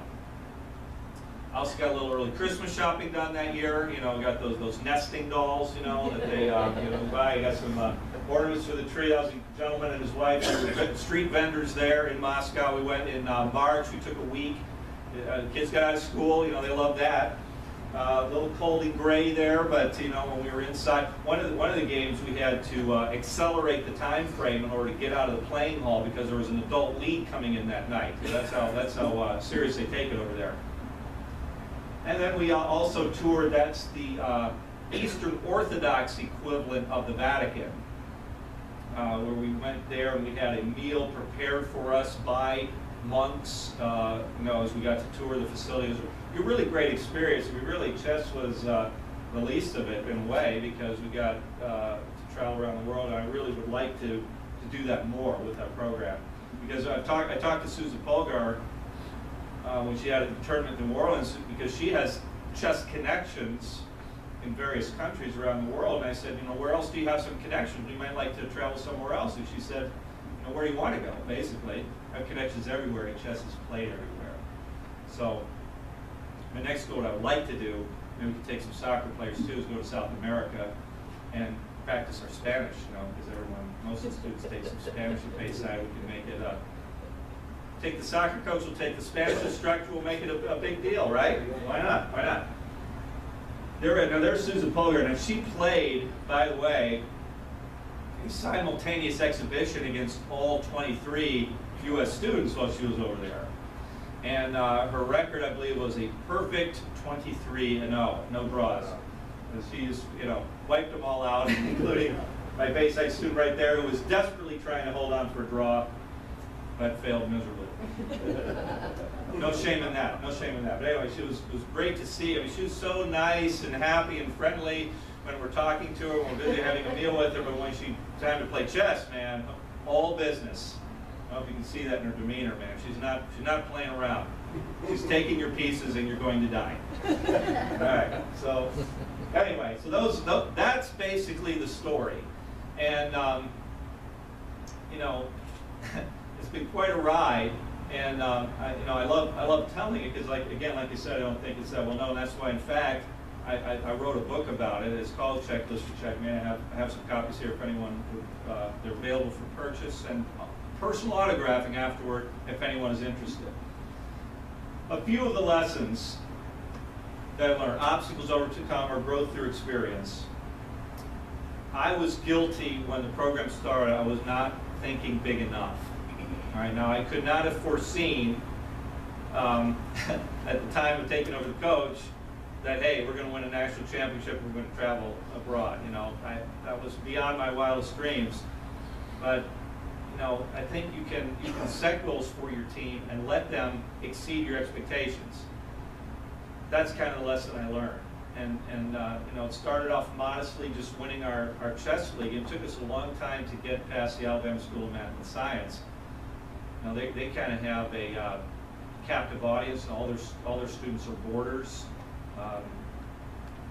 They can attract students from all around the state and the country. They don't charge tuition, you know, and so it's really kind of a tough thing to compete against.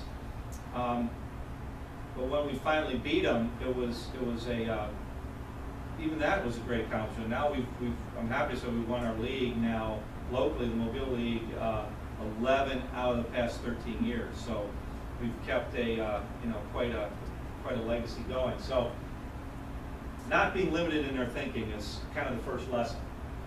And that's another point I put up there is I say define the job, don't let it define you.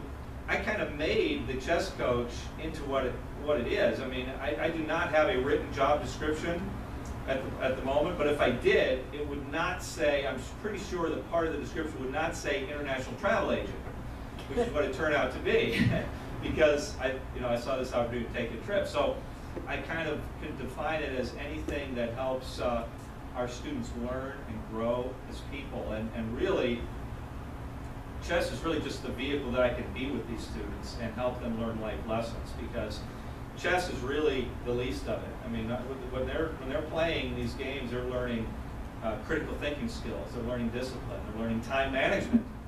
You know, they have to think on their feet in a time control. They have to be a member of a team. They're responsible to their teammates and how they perform. They have to get along well with others. They have to be responsible. There's a lot of lessons there. And chess is really just the vehicle for that. And then the nerd factor. You know, we had a lot of trouble. My nephews reported being harassed by the athletes on campus. You're playing chess? Oh, come on, you know, give me a break. So we had to overcome that. And the way we overcome it was by winning, really. We beat these teams that we can't beat in any other sport.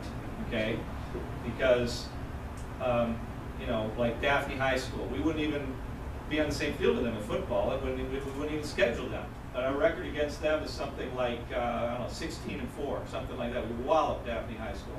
Same with Fair Oak High School, 7A power. And so we finally hosted a match at Bayside, so that it kind of showcased it. You know, so showcasing your team is one of the things I talk about in my book. We showcased our team at a match that we hosted, and all the jocks came in there and saw a gym full of kids, 150-something kids from all around our league, having fun, making a lot of noise. You think chess tournament is quiet. It's really not. They're banging their clocks. They're having a lot of fun. And the jocks say, hey, man, this is pretty cool. And on top of that, we win. So, you know, what's not to like? We got to the point where the girlfriends of some of the players were coming to the matches with us and sitting and watching their boyfriends play. So we had our own chess groupies there. And, you know, we've had to do that a couple of times through history as classes graduate. We got to do it again. But I think the positive reputation and the winning was was a way to overcome that, because again, we can compete with schools in chess that we maybe can't in other areas. And then logistics, I used to take it all on myself. You know, really one of my biggest roles as a coach is getting obstacles out of the player's way so they can perform. Because I remember when I was a player myself, we kind of had a faculty sponsor who didn't really coach us on chess. And so as the team captain, I had to do a lot of logistical things. I was like, well, how are we going to travel to the match? How are we going to get a snack? How are we going to do all these things? And I think it took away from my ability as a player to just focus on the game. So as a coach, I said, okay, I'm going to take all that off the player's plate. All they have to worry about is playing and performing, and I'll take care of all the logistical stuff. So we got a system set up now. We have a team mom. We got a snack system before every match, you know, so you really can't play chess on an empty stomach, I've discovered. We got transportation set up, you know, we got a whole system in place now where we can do these things. That's an important part too. And then the other part is institutionalizing it, because you know, you can build a beautiful program, but if the leader departs, the leader's no longer there, what's the ability of the program to continue? That's what I mean by institutionalization. And I think there's still progress to be made on that front, but there's some other initiatives that are going on. Sorry about that. The Alabama Chess Federation, just to make you aware of what's going on locally, the Alabama Chess Federation, which is our state organization, they sponsor the state tournaments, state championships and all that. They have successfully talked to the Alabama Board of Education and got a pilot program called Chess in Schools implemented here in Alabama. And what's happening is we're in the first academic year of that. There are 7 schools that were selected on a competitive bidding process. Locally, it's Baker High School and all the schools that feed into it, the elementary and junior highs that feed into it. And in Baldwin County, it's Daphne High School, Daphne and the schools that feed into that, Daphne Middle and the elementary schools.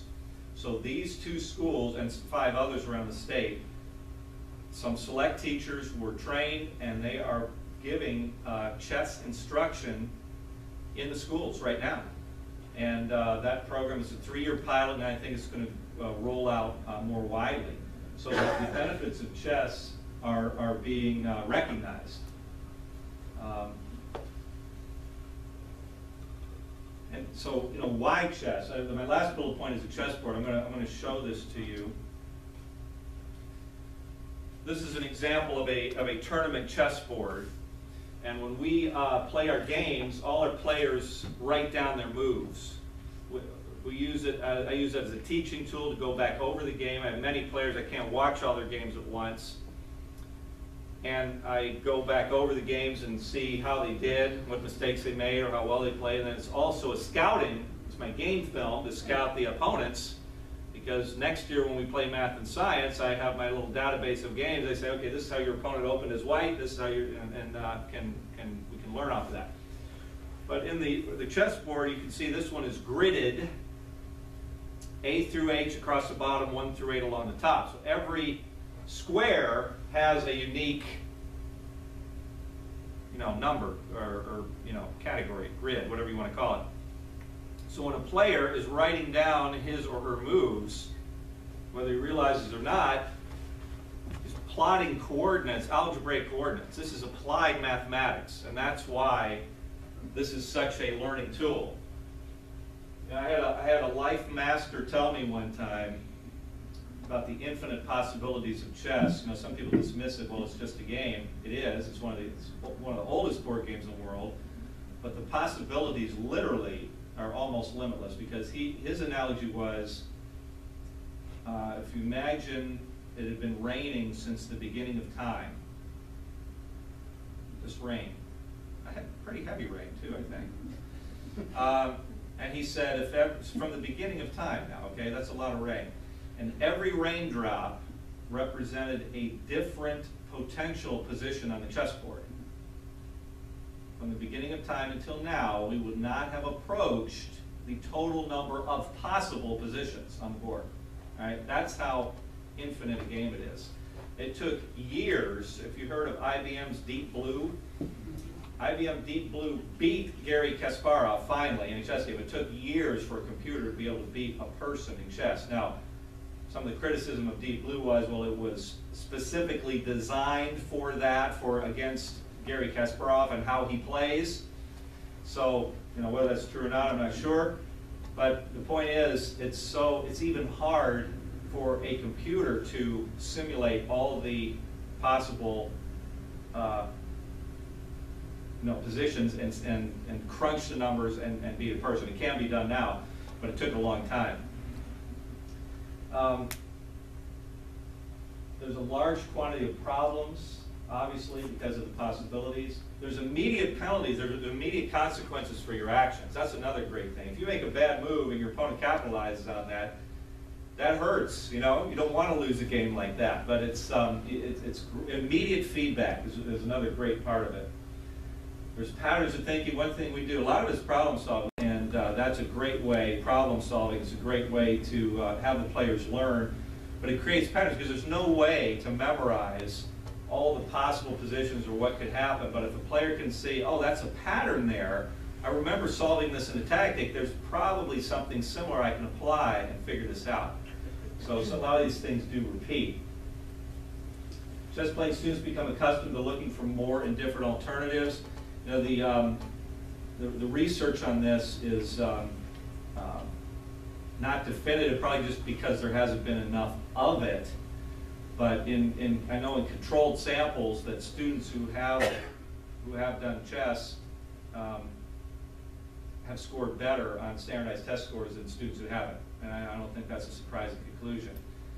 Also, interestingly enough, as a parent of girls, I like the idea of more girls playing chess, because some studies have shown that if girls who are introduced to chess before 4th grade will stay with math and science subjects longer in school. And if they do, then maybe they'll be more female engineering majors, which we don't have a lot of in this country. And that can solve a problem. We don't have to maybe import as many from other countries who may or may not like us. So there's big implications here with chess that go far beyond this. And I really just want to touch upon this because we can talk about it more in the Q&A at the end of the panel discussion. But these are some of the implications that we've uncovered along the way. I mean, it's just led me to research about chess and the fact that it is taught as a math subject in 30 countries around the world who have better standardized test scores in the United States. I remember my wife and I were in Montreal one time. We were just on vacation. I saw a chess sign on a door, walked into the store, and turned out I ran into the guy who's the head of scholastic chess in the whole nation of Canada. I didn't even know I was walking into the store. And they teach it there nationwide. 5th grade math is chess, nationwide. And I tried to set up a thing where maybe we could have an exchange and play some games against the Canadian kids. Have them come down here for Mardi Gras, come to the Bayside. Talk to the French teacher, and he said, your guys aren't strong enough, basically, for us to do that. In other words, the Canadian level is so much higher. He didn't think it would be a fair fight. So, or it wouldn't be fair to send his lesser players on a cool trip at the expense of his better players who, maybe have earned the right. So, anyway, we couldn't make that work. But anyway, I'm still dreaming. And of course, children love games, and sometimes kids can't even sit still. And we used to have a great example of this at Nationals this past year. Some of the parents came with us, and this one mom's face was just kind of a glow because her student, one of my players, who's a 6th grader, is very, let's just say, I'll be charitable, he's very antsy, okay? He's bouncing off the walls, he's very enthusiastic, very, great young man, very smart, but we had a lot of problems getting him to slow down and take his time. I try to tell these guys, it's not checkers, okay? We're not trying to move as fast as we can. We're going to harness our thinking power and slow down. So he finally got it. The 7-round tournament, there's enough time to get it.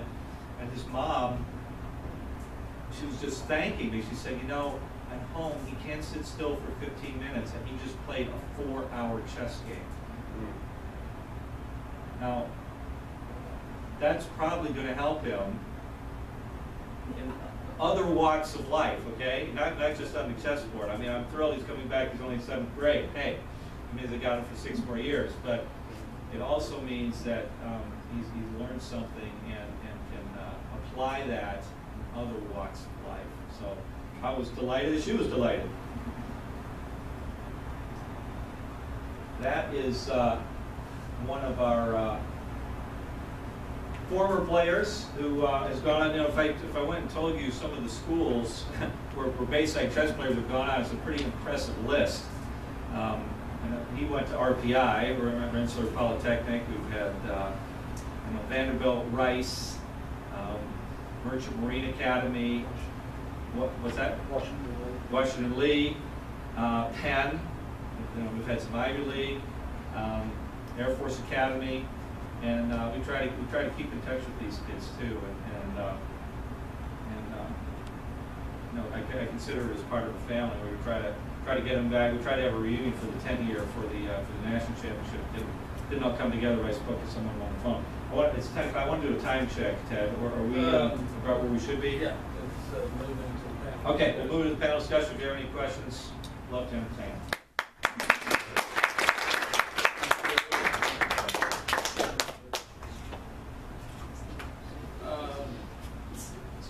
We're at the panel discussion, and I have 3 questions for Aaron. Hey, Aaron, you want to come up here and answer these questions? And if you have a question you would like to ask Aaron, just raise your hand after we go through these. If you would like to ask Eric a question, take one of those cards and a pen and write it down. I know what the first question is. What happened to Richard's first?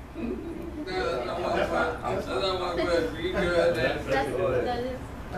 Are y'all interested? Yeah. Yes. While Richard was still at HealthSouth, he was indicted, or was under sealed indictment or something, for bribing Governor Siegel. And that's been in the news a lot recently. Governor Siegel is still trying to appeal his conviction. But Richard was convicted of bribery, spent 5 years in federal prison in Beaumont, Texas. He's been out several years now. He has a website, richardscrishy.com. He's written a book about how to be a billionaire. He's doing a little bit of public speaking. He has spoken at Oklahoma State after I spoke there. And he told the students that everything Mr. Bean told you is a complete lie. And I don't believe anything in his books. And so Richard and I don't speak. All right. Let's see. How did your wealth affect your family life? Well, Yeah, the wealth from HealthSouth. you know, my wife was a very good person, but she enjoyed the money. She enjoyed the nice cars and everything. But the funny thing now that we don't have those things, I drive a Toyota Corolla now, not a BMW. We have one house, and we're very happy with what we have today. We've kind of finally figured it out that accumulating more and more cars and homes and stuff is not that important. But you know, it was fun. The only thing I miss about not having money now is the comfort of knowing that if I go home today and I discover that my roof's leaking and my air conditioning unit is out, and it's going to cost me a total of $10,000, I don't have $10,000. In the past, I just write a check, not think a thing about it. So I miss that. But the cars and all the homes and all the material things, I don't really miss it. I can say that honestly.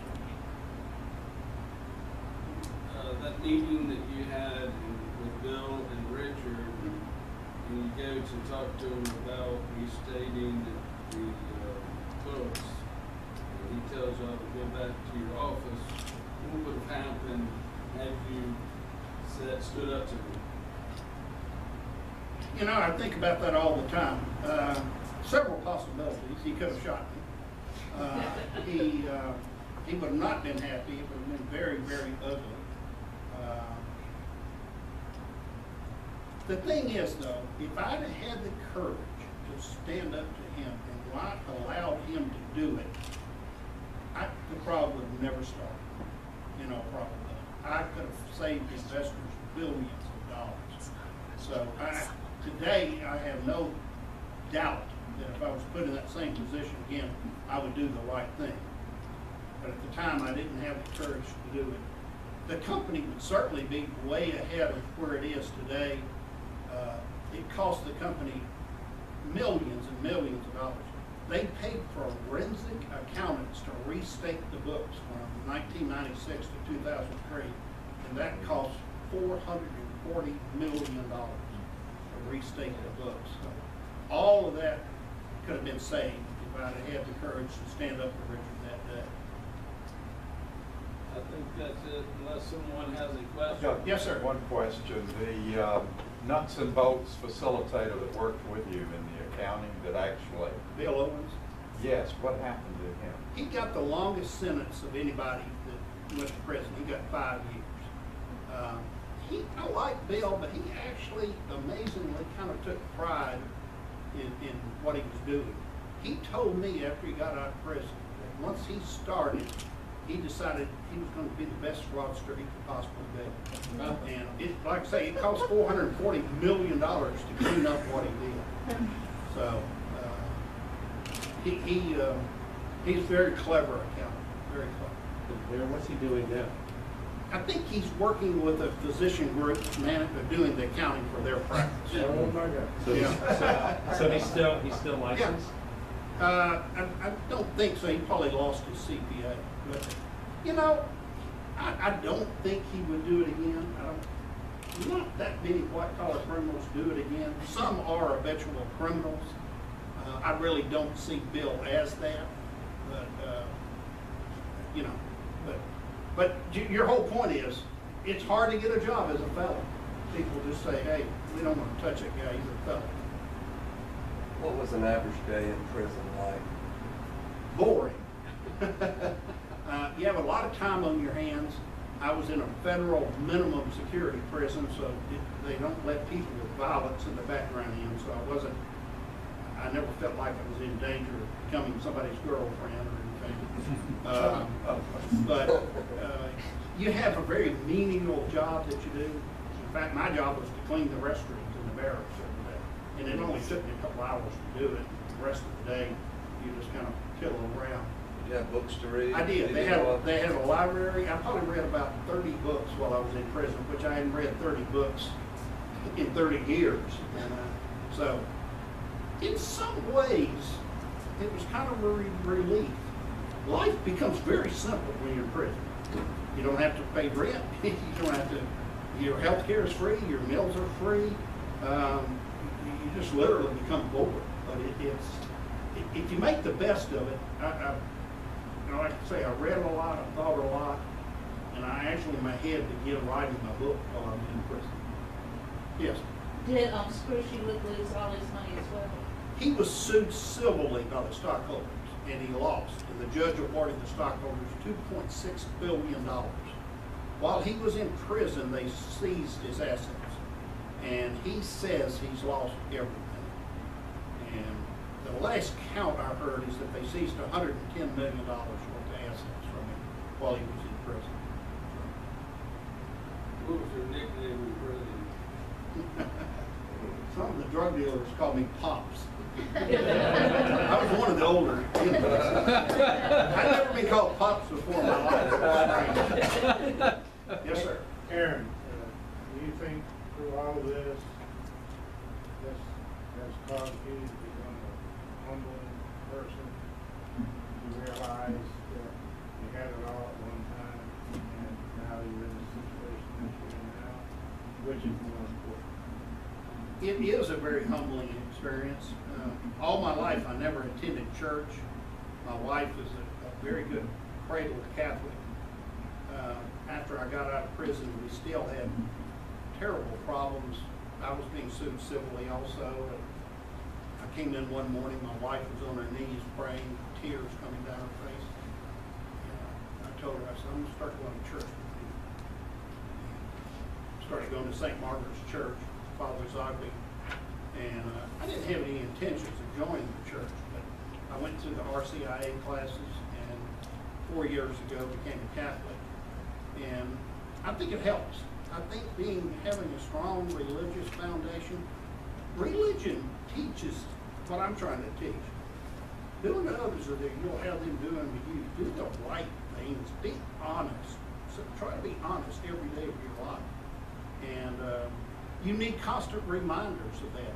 And I enjoy going to church and hearing the priest do mass and do the homily every Sunday. I mean, it's changed. I was at your confirmation when you came into the church, and if you had to leave us with 2 phrases, what would be those 2 phrases? Phrases? What is wrong, even if everyone is doing it. What is right, even if no one is doing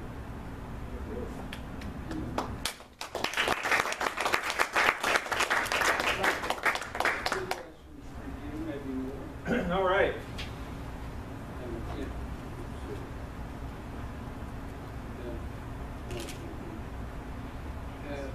How did